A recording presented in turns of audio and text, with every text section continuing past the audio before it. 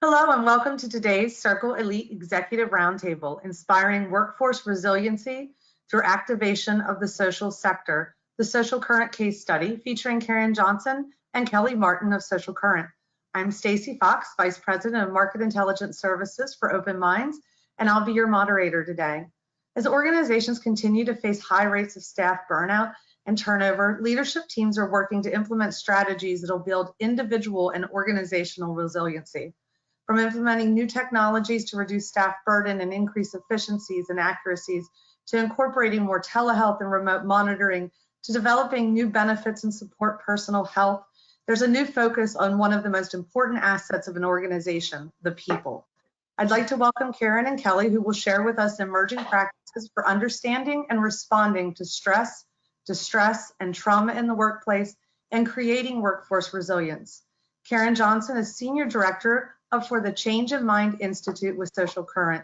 She brings 28 years of experience in child welfare, behavioral health, and community services, and knowledge of the advancing science around resilience, brain development, adversity, toxic stress, equity, and trauma-informed approaches in the complex challenges we face.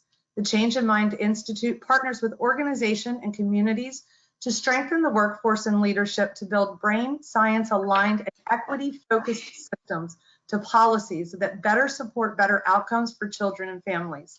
She is a licensed clinical social worker certified by Dr. Brene Brown's Dare to Lead and trained in Dr. Bruce Perry's neurosequential model of therapeutics. Kelly Martin is Director of Practice Excellence for Social Current, where she places special emphasis on applied developmental psychology, educational success, policy, and advocacy. In this role, she collaborates with stakeholders across the network to advance systems change through policy and advocacy efforts, and to build the capacities of members through networking, knowledge, and solutions. Ms. Martin has experience facilitating design sessions and learning opportunities with social sector leaders and frontline staff, informed by her background in professional development and quality improvement systems in the education spaces. Before we get started, a few housekeeping reminders. Your audio will be muted during today's briefing. However, we encourage you to submit questions you may have using the question box on the right side of your screen, and we will present them at the end. The slides and recording from today's briefing will be available on the Open Mind website tomorrow. Karen and Kelly, I know our audience is eagerly awaiting your presentation, so I will turn it over to you. Thank you so much, Stacy, for that wonderful introduction. Kelly and I are privileged to be here today to talk about a topic that we are passionate about and actively focusing on at Social Current. As Stacy, shared, this is an ongoing issue that we had before the pandemic for sure, but I think the constant change that has taken place over the last 2.5 years has intensified this challenge. I know that all of you could tell stories about how you and your staff and the people you serve have been impacted by the events that are depicted on this slide. So certainly you've all been wrestling with a workforce that is stretched thin and continues to be impacted by ongoing uncertainty, grief, and loss around COVID. Too many of you are continuing to experience intense weather events.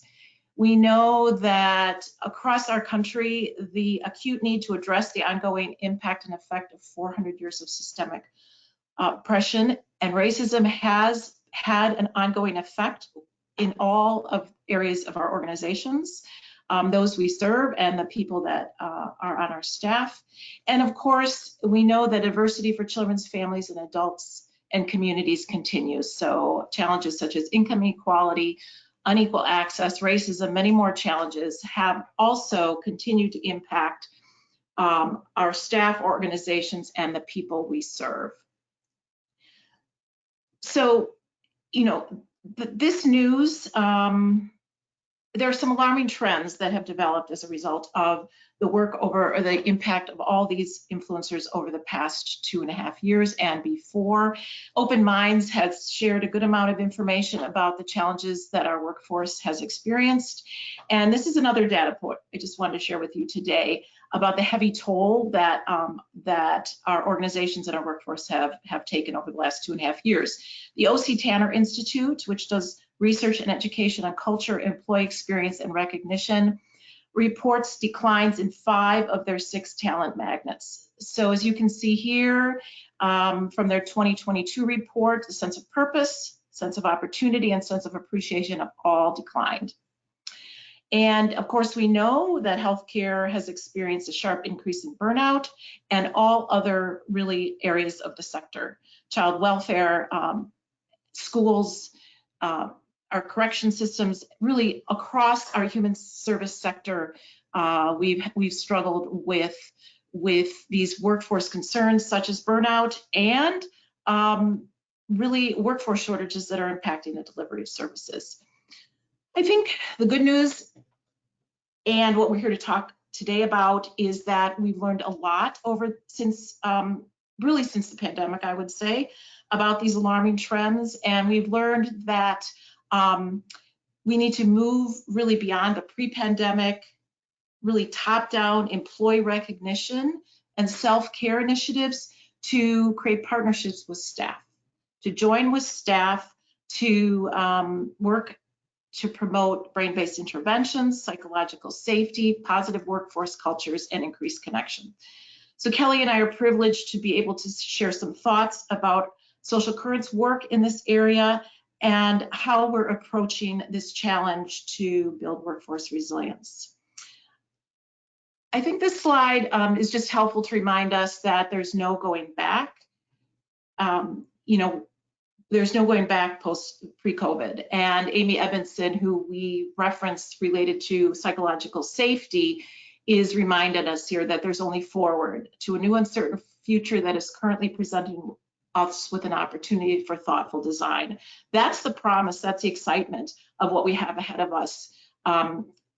We know a lot about what we need to do for our staff, and now we get to learn how to apply it, to hone the skills that perhaps we're still developing, to strengthen those muscles, to ensure that we're partnering with staff to create an environment in which they can do this complex work and stay healthy and well while doing it.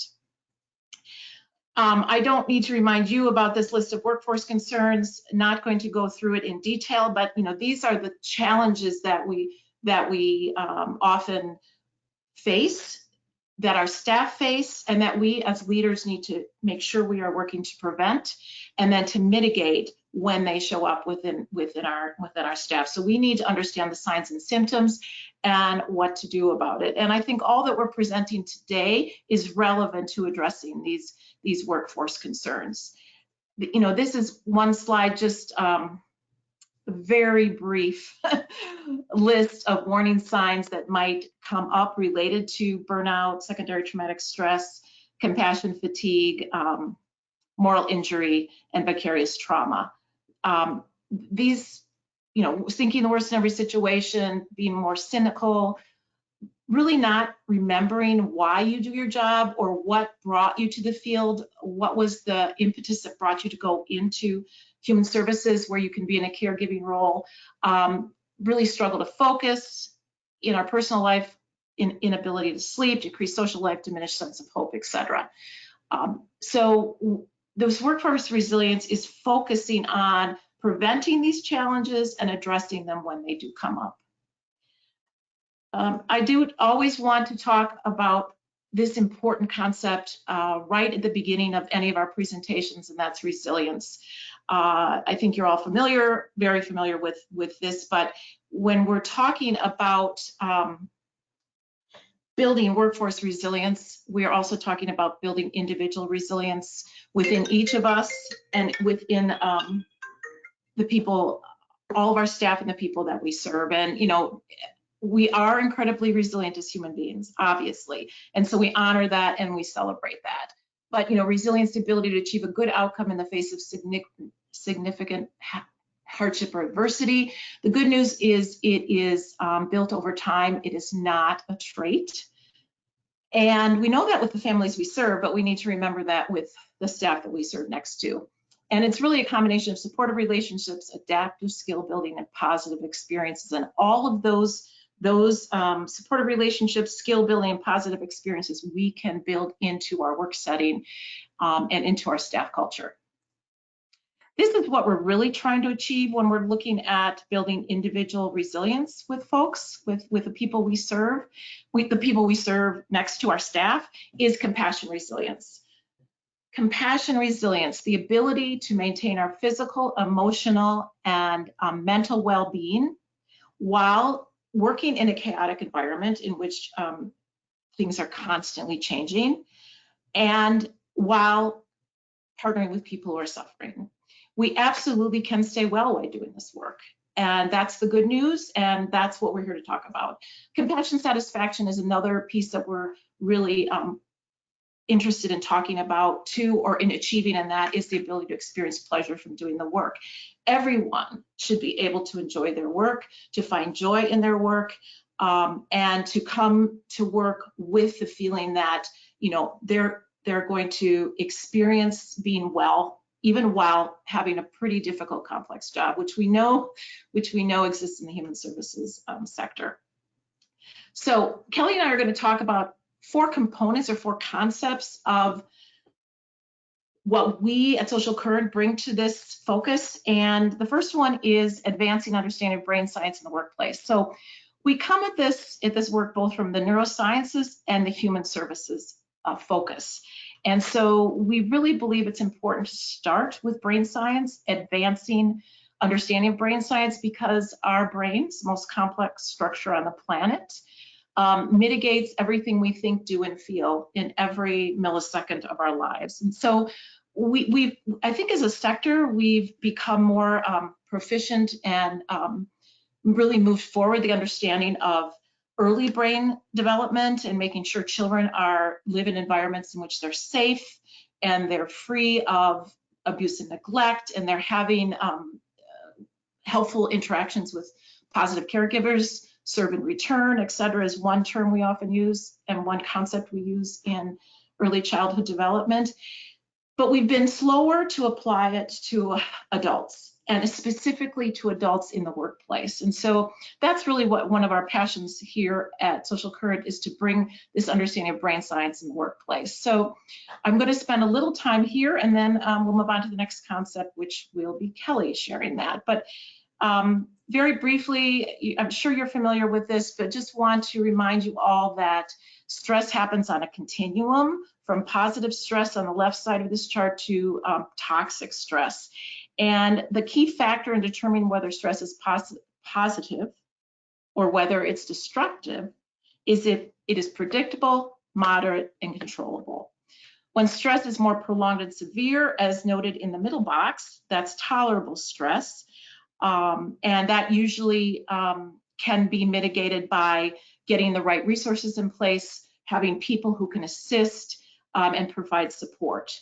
Moving to the box on the right, the toxic stress is when we get most concerned. Those demands when we're experiencing toxic stress are intense, prolonged, repeated, and unaddressed. And we know over the past 2.5 years, there's been an increase in experience of toxic stress.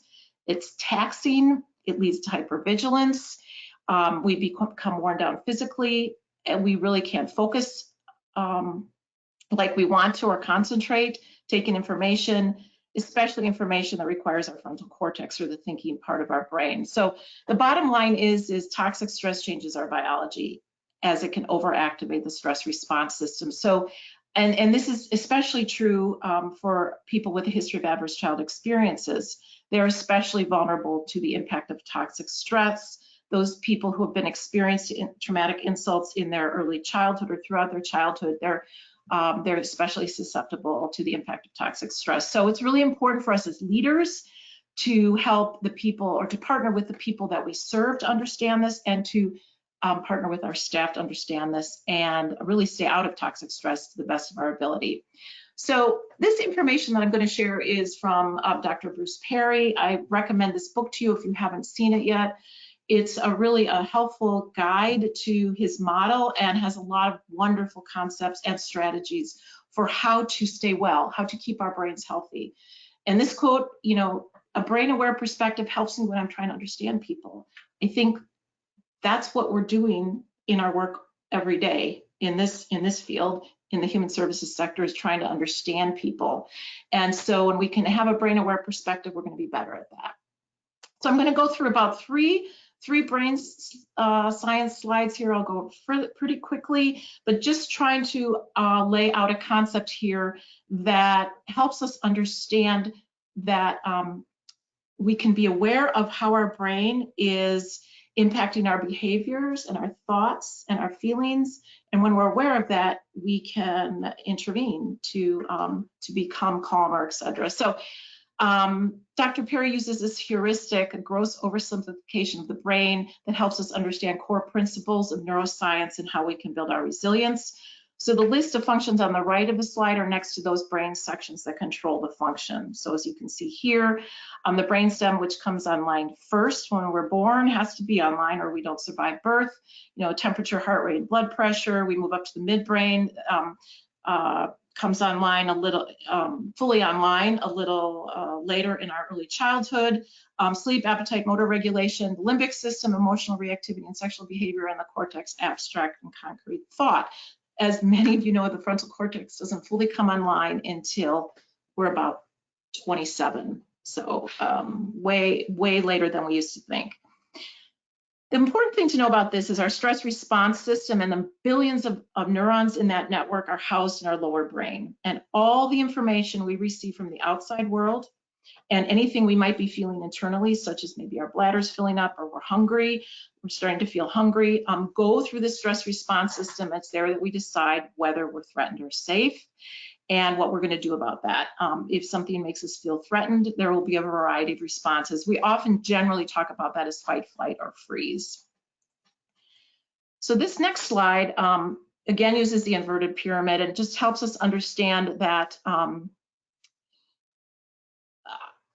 so the inverted pyramid again, and if the stimuli comes through our lower brain, the stress response system assesses that to be a threat, and the brain moves along a continuum of 5 internal states, which you see here. So any stimuli that we're experiencing, the brain is going to assess how we're threatened by that and then move along a continuum. So when we're in a state of calm and alert, we're in our upper brain, all the way to when we're in a state of terror, our brainstem is in charge. So this arousal continuum is something that's got a lot of words on it, but I want to share it because it does resonate. My experience is it really resonates with people, and we can then use it as a visual to talk about what we need to do when we're trying to regulate. So this is Dr. Perry's book model, and it is also in the book What Happened to You. You can find all of these images in his book, and very well explained, very, very consumable. Really love his resource that he's used, but that he shared with us. So we know that all functioning of the brain depends on the state that we're in. So our brain function is going to depend on whether we're in a calm state, alert, alarm, fear, or terror. As we move from one internal state to another, there will be a shift in the parts of the brain that are in control. So as you can see here, when you're in a calm internal state, the part of the brain that's going to be in charge is the frontal cortex.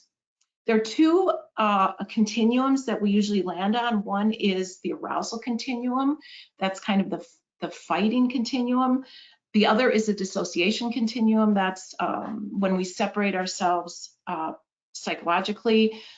We remain physically there, but we separate, our mental state separates. So you're usually either on the arousal or dissociation continuum. And so when we're in a state of calm, we're going to be creative, reflecting, and then if we're on the arousal continuum, and really daydreaming if we're on the dissociation continuum. We can think abstractly, and our IQ, by the way, is still pretty high for us, whatever your IQ is, somewhere between 100 and 120. When something comes into our lower brain that causes us to have to assess that there's some kind of threat or danger, we're going to move into a state of alert. Although I will say, I want to clarify that alert is really where we hang out at work most of the time. It's not a bad place to hang out. It's when we're really trying to get our work done, we're taking cues from our peers, where if you're on the arousal continuum, you may be more hypervigilant. We call that flocking, which is, you know, watching all our social cues, making sure we're doing what we're supposed to be doing, etc. If you're on the dissociating continuum, you may start to avoid things. That happens when we get a task that we don't know how to do. And so we're going to put that aside and get to that later. Maybe thinking more concretely, a functional IQ is a little lower. Alert is a great place to hang out at work. It's when we get to alarm, fear, and terror that we really need to understand that our brain significantly changes. So with alarm, again, we're moving down to lower parts of our brain. We may freeze if we're on the arousal continuum, be very compliant on the dissociative continuum, become emotional and a lower IQ. Fear, something's happened that's caused us to really be afraid.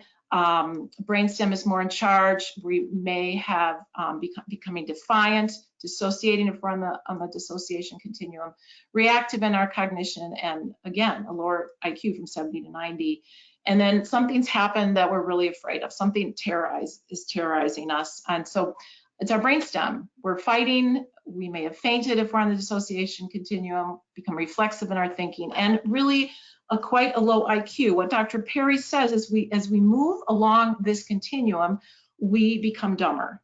And so at work, we can move along these different states within seconds, depending on the interaction we're having, et cetera. And I'm not suggesting, but our brain is hypervigilant. It's always on guard to look for interactions that we're hearing from others, to look how we're being valued. Are we being listened to? Are we being acknowledged, recognized, or are we being ignored and dismissed? And any of those interactions can cause us to move from alert into an alarm place, maybe also touching fear, in which we're just very much less available to do the work that we need to do. So very briefly, moving on to what we do about this, how we stay on the left side of the continuum. That's our job, to move to the left side of the arousal continuum when we're at work, or when we're working with anybody that we serve, is regulation. Lots of ways to regulate. It's a basic strategy for quieting the lower brain. I'm just going to go through these slides really quickly, but we have 3 ways we talk about regulating from the top down, and this is when we use our frontal cortex to calm us down. So journaling, reflection, etc. You can see them all on the slide. The challenge with this is our frontal cortex has to be available to us. If something has caused us to go into our lower brain where we're in alarm or fear, we can't think from our frontal cortex. So we also need to know how to regulate from the bottom up, which is this next slide. And this is where we use somatic exercises to connect our mind and our body, focused breathing, grounding exercises, etc. Sensory and calming tools to come back into our frontal cortex so we can continue processing, doing whatever we need to do to go on with our day. And then we also regulate in relationship with others. We are hardwired for connection, as you know, and peer support groups, mentor and buddy systems, huddles, empathy, all of these things help us regulate. We'll never be able to, if you're dysregulated, if you're in your lower brain, you'll never be able to help another person become regulated. So we look to another calm adult to help us get out of our lower brain.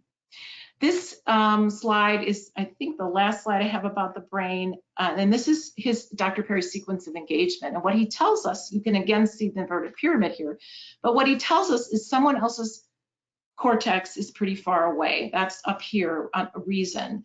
So what we need to do is we need to regulate first, calm our brains down, help the other person be regulated. Then we can relate to each other in a human way, and then we can get to talking about some more difficult topics.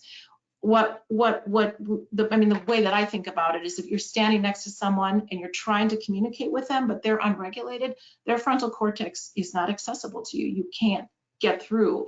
And so first you regulate, then you relate, and then you can talk about anything you need, and have a better chance. This is how it might relate to systemic racism, a conversation that's really tough to have.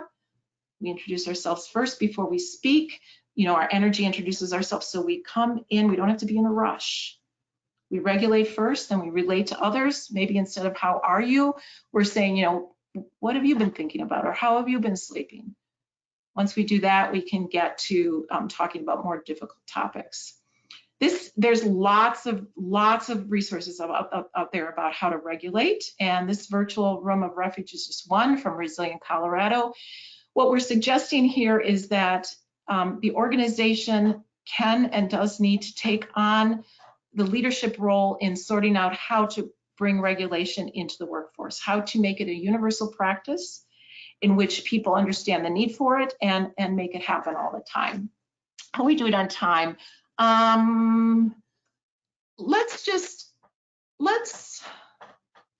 try this once. We're going to go to Mentimeter one time, I think, and you can get there by using your phone camera to go on this QR code, or you can use the link that I believe Kelly has put in the chat. Yep.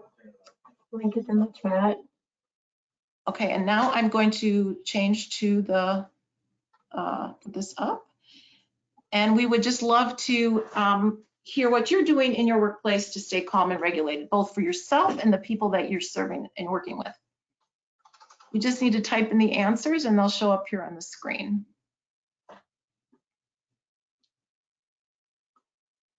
Yeah. The walking thing, I find that is so helpful, and we're so tied to our computers that we forget to do that. But once I do it, my brain often clears up. Drinking water, wellness time, curiosity. Stoicism, that's an interesting response. If we were in a conversation, we could maybe learn a little bit more about that. But stoicism meaning, it could be related to understanding how your brain is functioning and what you need to do to stay calm. Mindfulness at meetings, that's lovely. The regulate, relate, reason can happen in any meeting where you start with a mindfulness practice and then you go around the room and you ask a question like, what are you doing this weekend? Or what are you looking forward to? Or what's on your mind today? And then you get to the topic at hand. Thank you so much for sharing this. Very helpful. It's great to know that you're doing this in your organizations. And I think the message is to make it as universal as you can and make it as normal and as you can for all of your work. So I'm going to pass it on to Kelly now. And we're going to keep moving forward. Thank you so much. Thank you, Karen. And why don't we practice just 10 seconds of some of those regulation skills and just notice our breath for a minute. Maybe notice how deep it is. Take a deeper breath. That feels right. Bring a little more oxygen to the brain. Appreciate seeing all those ideas that you shared about how you stay regulated, the breathing, bringing it back to the senses. So appreciate Karen walking us through concept number one about brain science. Concept two that we're going to focus on around workforce resilience is building psychological safety. And this means the feeling of being able to share ideas, questions, concerns, believing that we are in an environment or a work environment where it's safe for risk-taking, whether that's maybe interpersonal risk-taking or risk-taking around strategy. Lots of ways we can think about risk-taking. And psychological safety leads to open and authentic communication. And that feeling of psychological safety, of course, goes back to the brain science. I think that's why we open with the brain science piece. Our brain, as Karen talked through, is focused on keeping us safe. So maybe constantly running through those what ifs Our brains are doing that in a protective way. That's their job, right? Thinking through the what ifs. But sometimes those what ifs can inhibit connection. They can inhibit action and progress. And so some of the what ifs that might get in the way of someone feeling psychologically safe. What if I'm wrong? What if I get punished? Or what if I get someone else in trouble? What if someone loses respect for me? What if I'm seen as negative? And depending on your line of work and the organizational work that you do, those what ifs can be pretty serious. Those what ifs that might be running through your staff's minds relating to the impact that they're having.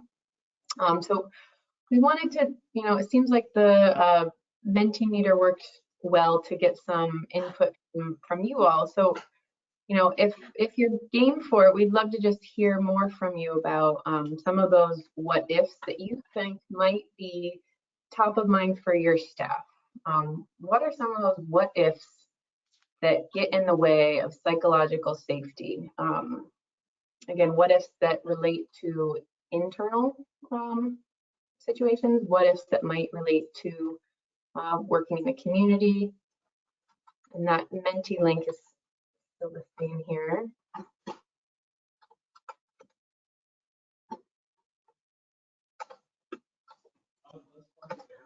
From a leader's perspective, I think what ifs are always on our mind around people leaving, people resigning.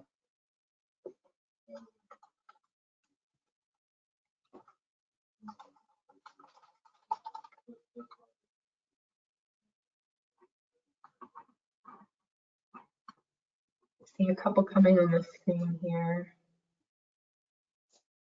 What if I get fired? Our brain's keeping us in maybe more of the play it safe mode to avoid getting fired, letting people down. What if someone gets hurt?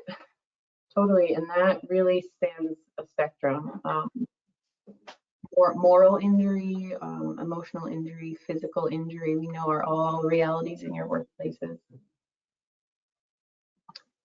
I see this one that really resonates with the workforce resilience piece too. What if I can't handle all on my plate? Going back to that arousal continuum, that like just avoiding or freezing sometimes, if that what if comes up of not being able to handle all that's on our plate.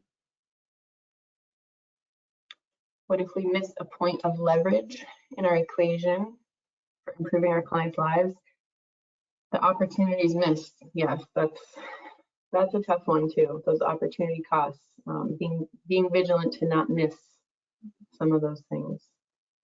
What if I lose respect and inclusion?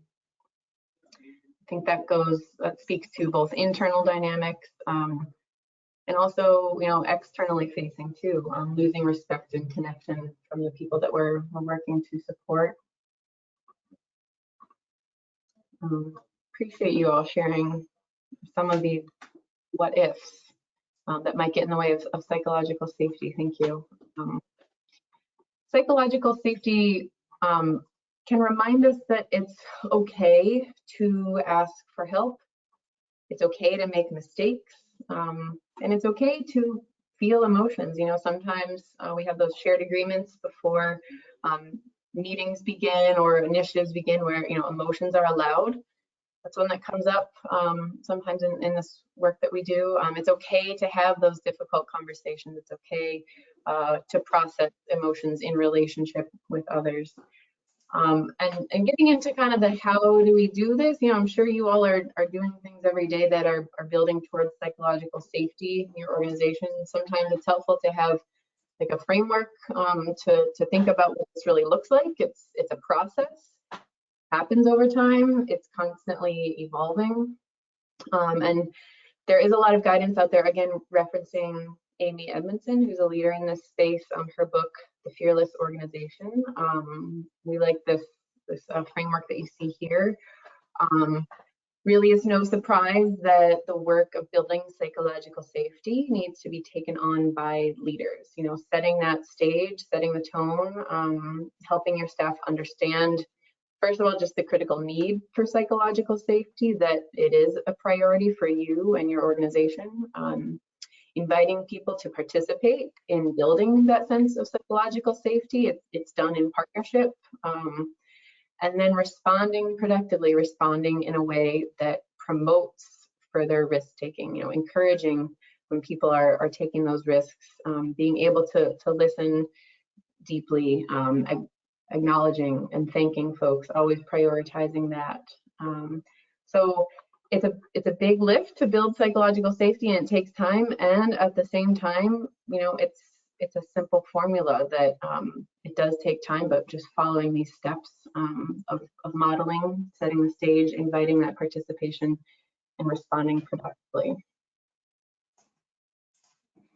Thank you, Kelly. Moving on to the third concept, and that's prioritizing positive workforce culture. Resilience at work is highly dependent on a positive culture that reflects the organization's stated values and beliefs. So, what do you want to say about the culture of the staff in your organization? And, what do people experience when they come to your organization? If they do, this was an easier question to frame as far as being on site before COVID, but, if someone were to come into your organization, what would they feel? What would they experience? Would they over time understand the values, beliefs, customs, practices, and behaviors that are part of your culture? And culture is going to develop one way or the other. So we need to pay attention to it, because if we don't, it definitely will develop, because it's really develops through humans interacting with each other. So one piece of that is living into our values, ensuring that the values that we talk about and list on our website are operationalized, that we know what those are. As far as staff, that we've created behavior statements in which people understand exactly what it means to be compassionate or to be accountable, how that shows up in our behavior every day. And there are very concrete ways to make this happen, to do this process of creating behavior statements and then to roll those out with your staff. We also focus on expectations. We know that unclear or unrealistic expectations drive all those workforce concerns, compassion, fatigue, burnout, etc. So in this work, we're striving to people understand how they're impacted by expectations, both their own, some of them are self-imposed. People have a lot of expectations. We all have a lot of expectations that we put on ourselves. And then what are the ones in the workplace that are not helpful, are not understood, are not consistent, are not realistic? Part of this work is creating a staff culture, is sorting that out. On the same area of focus is really about boundaries. So what's okay and what's not okay? How do we help staff use boundaries, both in their communications and interactions with people that they serve, but also with their peers? When we can create healthy, realistic boundaries that people really hold to, that again will increase workforce resilience. And moving on to concept 4, to you, Kelly. Thanks, Karen.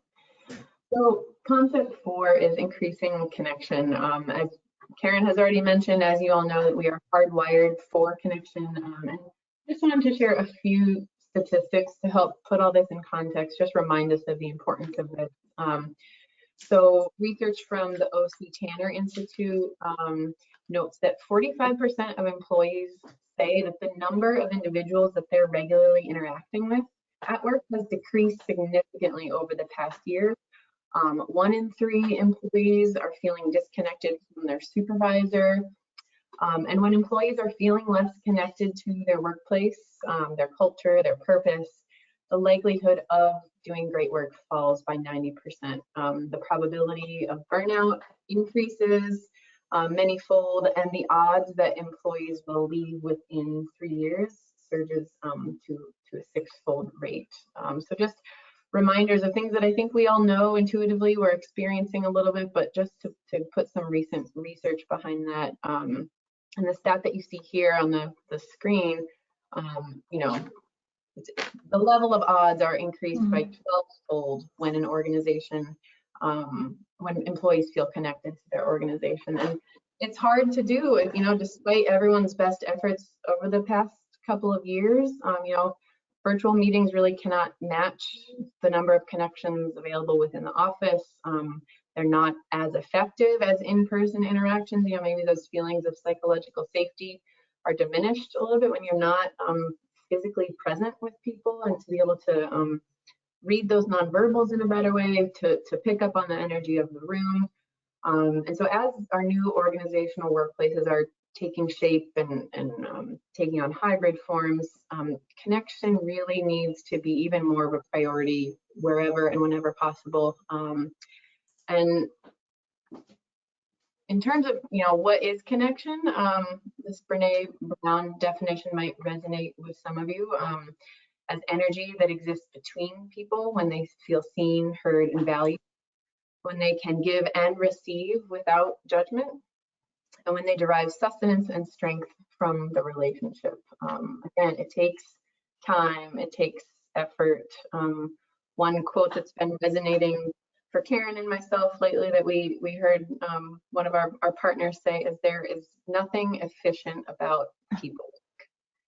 Nothing efficient about people work. Everything that we are working towards, whether that's your external, your community impact, whether that's your organizational culture and workforce resilience, you know, it's tough for us, and but how can we try to let go of some of that drive that we constantly have towards efficiency and the fastest route towards something.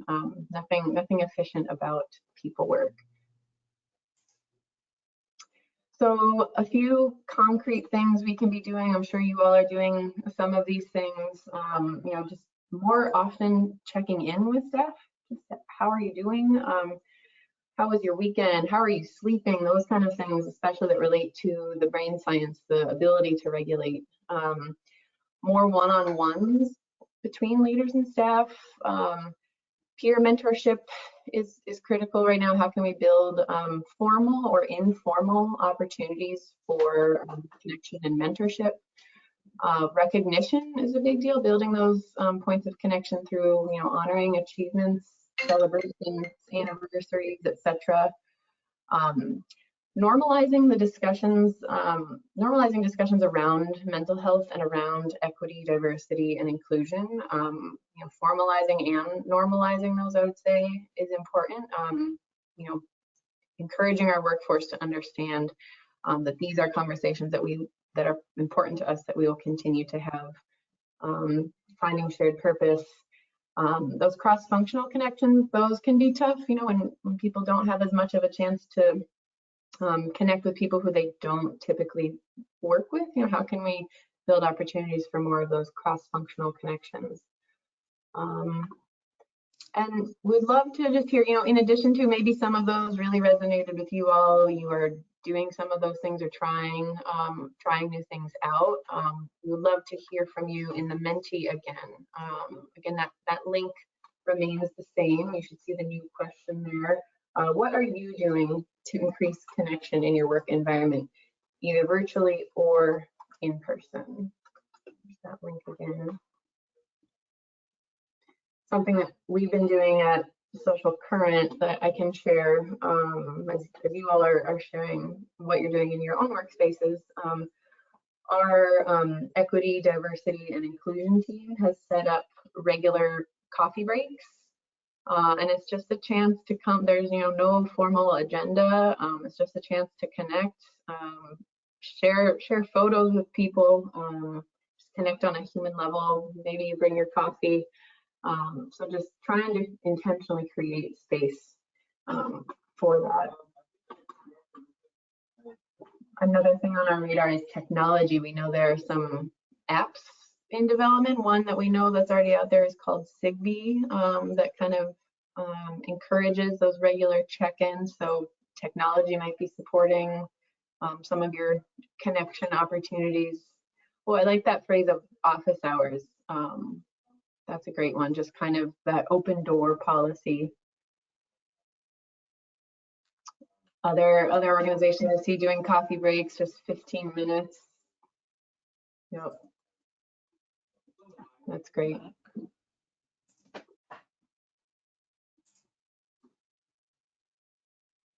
So we wanted to kind of wrap up, talking about all 4 of those components that are critical to workforce resilience, we cannot ignore equity, diversity, inclusion in all of this, and it connects to all 4 of those critical components.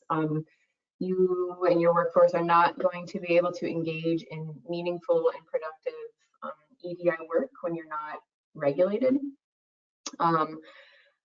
You're not going to be able to engage in meaningful EDI work without a foundation of psychological safety.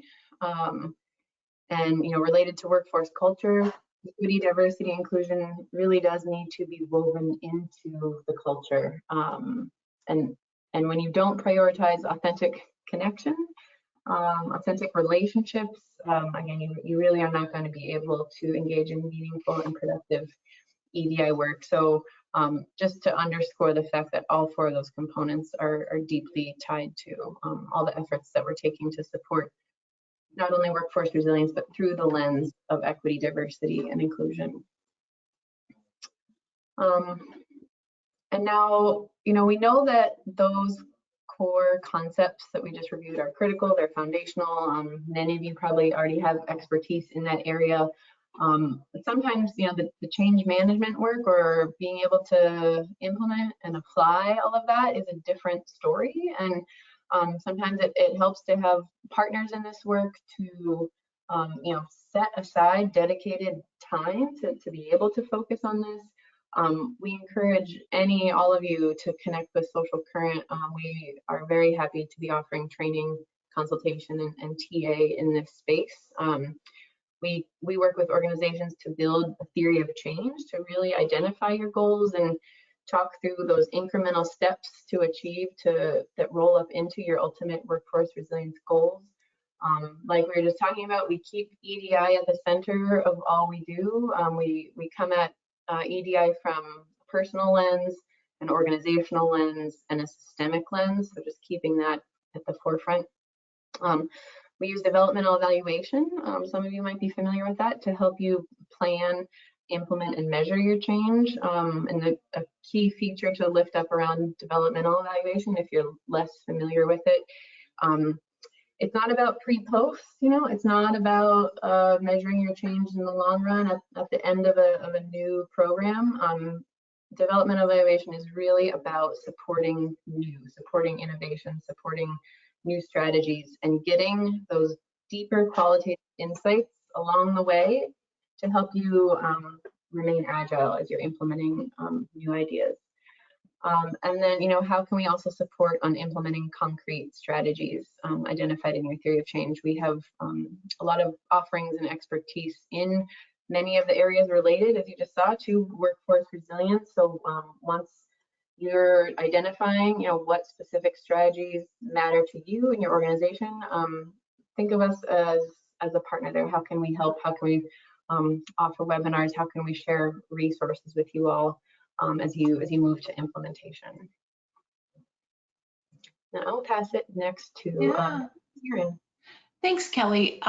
Before I go to this piece, I wanted to just note that we moved a little quickly in the last Menti question. So there were 3 answers that came after I changed the screen, and we just want to share them because they're nice. They're very good. Virtual trivia games with prizes and other ways just to have fun was one idea shared. Putting success resilience stories at the top of each agenda. Love that. Starting out an agenda with that type of connection and conversation. And then new leaders are scheduling 100 conversations in 100 days with 100 people to learn the organization and build relationships. That, that intentional focusing on conversations and relationships goes a long way. So thank you very much for sharing those. Just finishing off this technical assistance and consultation piece, I just wanted to share here that when we get at this work, you can do it everything from taking one mindfulness practice and bringing it into your organization and trying out and see how that works, and all the way through a pretty involved and intentional change process. when we are able to do the change process with our organizations, we do ask that organizations form teams, because we think of these teams as the primary change agents. They're the ones that are going to make it happen in the organization, and usually it's often two teams that we focus on. One is a core implementation team, which includes all these people on the screen who come from various parts of the organization, different levels of the organization, different areas of expertise. We also do find it very important to provide support and a space for senior leadership to talk through these things, to have their own conversations and their own trainings and their own space to deliberate what this means for them and what it looks like. So we often, ask for and hope that we can engage with the senior leadership team separate. They're also engaged with the core implementation team. As you see, an executive leader would also be on the core implementation team. But this work really takes hold and traction, puts roots down, I guess, when executive leadership is fully in, and also not just supporting the process, but in the process as well. These are just, as it relates to social current, this is our last slide here, but if you're interested in knowing more about our work at Social Current, please consider a couple things. One is we have a conference coming up in Baltimore on the 13th and 14th of September, and we're gonna have a pre-conference on the 12th, the Monday of that week, on building workforce resilience. So we'll get into real depth about the various things that we've just brushed the surface around today. We also are soon going to be offering a Spark Exchange group, which is really an affinity group for leaders to come together and share stories, share challenges, learn from each other. And in that session, though, in that format, we will also have concrete learnings, etc., where we'll get into the content, but then we'll be able to have peer exchange about how it applies and how it's relevant in an organization. We're hoping to launch a learning collaborative, so stay tuned for that. We look forward to making that happen in the new year in 2023, and we would be very interested in talking with anyone about any individual organizational training, technical assistance, or consultation with your organization. So this is our contact information, and then we have references, and that brings us to the end of our formal presentation. Just very much appreciate your time. Welcome any questions about this. We really believe this is doable, that we can take this new learning and the concepts we've talked about and bring it into the application within a workforce. So make it come alive for ourselves, for all of our leaders and our staff, for the ultimate goal of creating better outcomes for the people we serve. So thank you. Thank you both, Kelly and Karen. I'm actually kind of surprised I don't have any audience questions, but I was very excited to see how engaged everyone was. I think this is a very important topic, and you shared so much information. I would ask one question as we close out, and if you had one thing that the audience can do when they walk away from the webinar to get started at looking at this from a cultural standpoint and starting something in their organization, what is that one thing that you might suggest could be the movement in their organization? Not to put you on the spot. Yeah. Great question, Stacy. I think the thing that comes to mind, and I welcome Kelly's response, is intentionally sorting out ways to connect with people. I love like the 100 conversations in 100 days. Staff, any of us love to be involved in conversations in which we're valued, we're seen, we're heard, our ideas are listened to, in which someone is expressing interest in us as a human being. That brings us back to the left end of the arousal continuum. It keeps us in our upper brain. It's really a way of regulating. So however you can initiate increase conversations or connection with your staff. And sometimes it can be as simple as a text. It doesn't have to be a high dose. It could be a text in which you might say to someone you supervise, you know, thinking of you today, hope it's going okay. Let me know if you need anything. That, Dr. Perry will say that small dose of outreach can help someone to calm down and get to the left side of that continuum, of that arousal continuum. That's what I would say as far if you're going to go back tomorrow. I think I'm going to say one more thing. The regulate, relate, reason is a really concrete strategy. It requires a little bit of training, maybe a half-hour training to explain why, you know, regulate, relate, reason, but it is very concrete. And I've worked with organizations that have, you know, moved to putting posters on their walls about that and making sure they're regulating before every meeting, etc. Very concrete strategy. So those are two things I would say. Kelly, if you had an idea of this whole time, yeah. Sure, I agree that, you know, keeping the brain science at the center of all this is most important from my perspective. That arousal continuum, as Karen was talking about, reminding ourselves to take care of ourselves and just be in tune with where we are on that arousal continuum, knowing ourselves well, knowing what our own regulation strategies are, knowing when we're feeling activated and maybe unable to, you know, am I in a spot to have this conversation right now with a staff member, with a client, whatever it might be.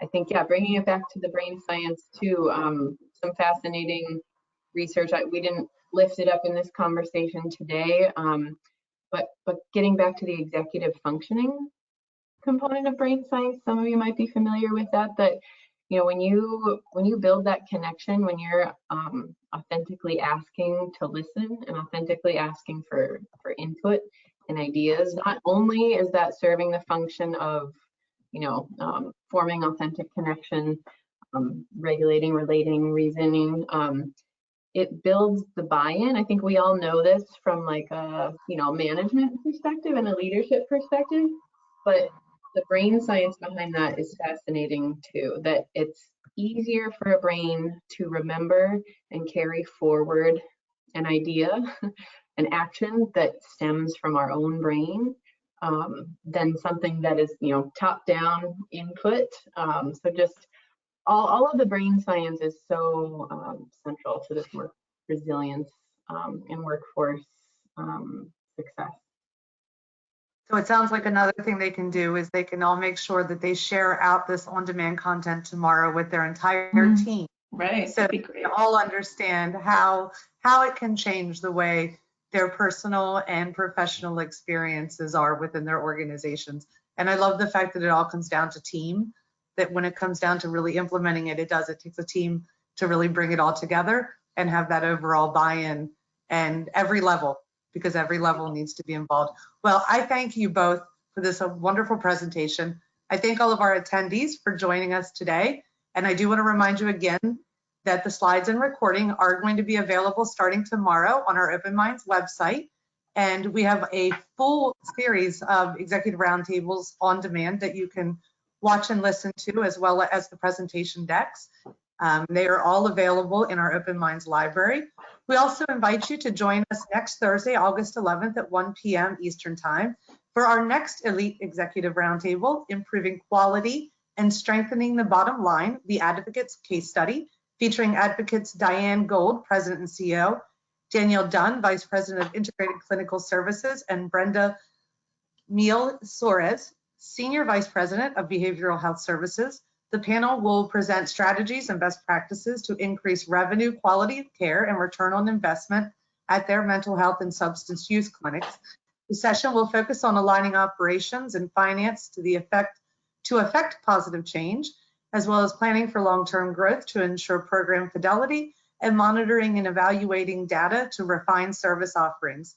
For a full list of upcoming roundtables or to register for August 11th session, visit our Executive Roundtables page under the Events tab at openminds.com. Again, thank you all and have a fabulous day.